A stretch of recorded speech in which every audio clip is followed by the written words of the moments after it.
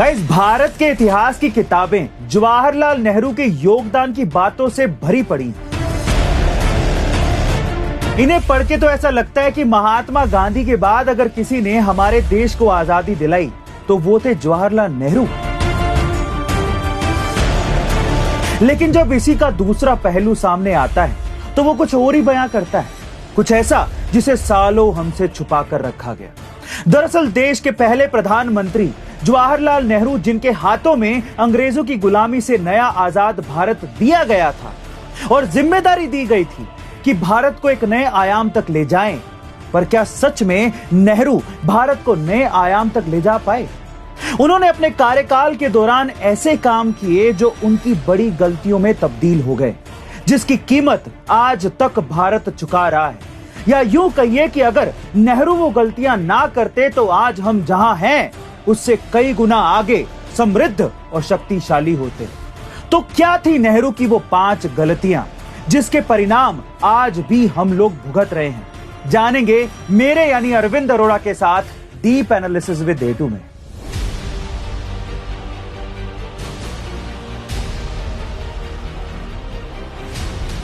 तो आइए जानते हैं, आजादी के बाद जैसे ही नेहरू के हाथ में भारत की बागडोर आई तो उन्होंने ऐसे कौन से फैसले लिए जो नेहरू की बड़ी गलतियां साबित हुई और भारत के लिए हानिकारक भी।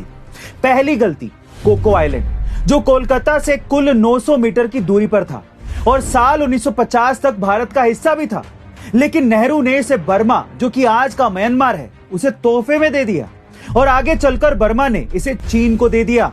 और अब आए दिन चीन यहां से भारत के लिए नई नई और बड़ी बड़ी मुश्किलें पैदा करता है। नेहरू से दूसरी जो गलती हुई वो ये थी कि नेपाल के राजा त्रिभुवन विक्रम शाह के चाहने के बावजूद भी उन्होंने नेपाल को भारत में नहीं मिलाया। असल में साल 1952 में नेपाल के राजा चाहते थे कि नेपाल भी भारत का एक राज्य बन जाए, लेकिन नेहरू ने उनके इस प्रस्ताव को ये कहकर मना कर दिया कि भारत नेपाल विलय से भारत को फायदा हो ना हो, लेकिन नुकसान ज्यादा होगा।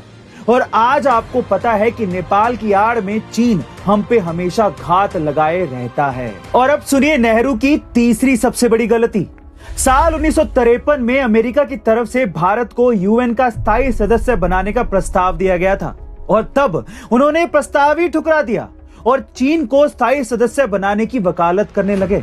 और इतिहास गवाह है, तब से लेकर आज तक चीन ने अपनी सदस्यता का इस्तेमाल भारत के खिलाफ ही किया है। और इतने सालों की कड़ी मशक्कत के बावजूद भी भारत आज भी यूएन का स्थायी सदस्य नहीं बन पाया है, जो दशकों पहले आसानी से बन सकता था।